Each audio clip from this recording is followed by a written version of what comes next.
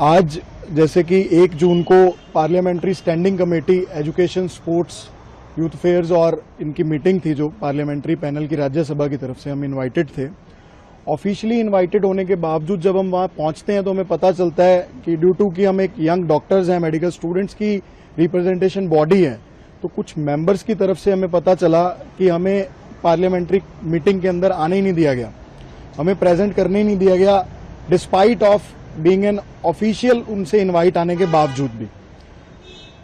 इसके तहत honourable chairman जो हैं वो आए खुद पर्सनली, उन्होंने फिर हमारे ग्रीवियंसेस जो हैं, सारी जो रिप्रेजेंटेशन थी, हमारे जो व्यूज थे नीट के रिगार्डिंग, वो उन्होंने लिए। हमारी मेन जो मुख्य मांगे हैं उसके अंदर है कि नीट की जो एनटीए जो बॉडी है, this is an NGO, 1860 section उसके तहत ये रजिस्टर्ड बॉडी है, इसको तुरंत प्रभाव से डिसॉल्व करके एक नई बॉडी कंस्टिट्यूट होनी चाहिए जो कि पार्लियामेंट एक्ट के थ्रू कंस्टिट्यूट हो, नंबर 1। नंबर 2, अगर कहीं भी एनटीए में मिसयूज हो रहा है एम्बलम का, नेशनल एम्बलम का, तो इंक्वायरी बैठनी चाहिए। आप देखेंगे, मैं आपको एक इनका सर्टिफिकेट दिखाता हूं एनटीए का, ये अगर आप चेक करेंगे तो यहां पे क्लियरली मेंशन्ड है, society shall show the name with the caption that it is governed by private body not by the government. और जब इनका खुद का सर्टिफिकेट ये दिखा रहा है तो कैसे पॉसिबल है कि ये अपने आप का नेशनल एम्बलम यूज करते हैं?